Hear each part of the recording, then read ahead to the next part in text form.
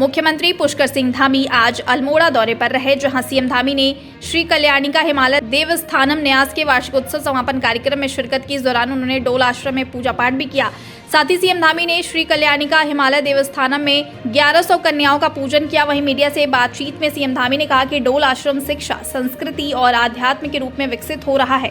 आने वाले समय में यह क्षेत्र मंदिर माला मानसखंड मिशन के तहत विकसित होगा और 4 धाम यात्रा की तर्ज पर मानसखंड यात्रा चलेगी, जिसका एक पड़ाव डोल आश्रम होगा। सीएम धामी ने बताया कि इसका मास्टर प्लान पूरा हो गया है, जिसकी शुरुआत जागेश्वर से होगी। साथ ही सीएम धामी ने प्रधानमंत्री से जागेश्वर आने का आग्रह भी किया है।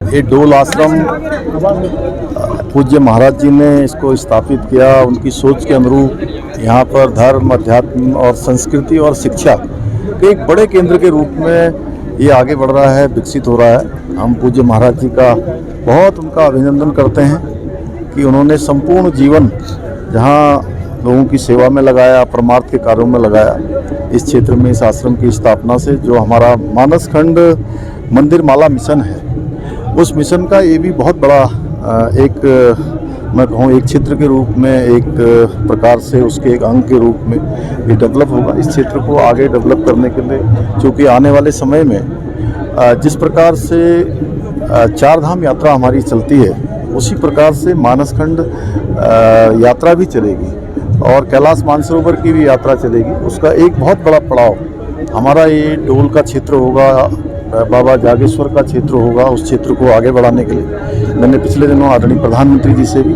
वहाँ आने का आग्रह किया था और हमारा जो मास्टर प्लान है, वो मास्टर प्लान पूरी तरह से कंप्लीट हो गया है। उसकी हम जागेश्वर धाम से शुरुआत करने वाले हैं और इस बार सभी जगह ये थीम हमारी मानसखंड की थी और उस थीम के अंतर्गत जो कर्तव्य पथ की झांकी थी, उस झांकी में भी मानसखंड को ही प्रदर्शित किया। उस झांकी को मुख्य रूप से वहाँ पर रखा गया था, उसको पहला स्थान मिला है।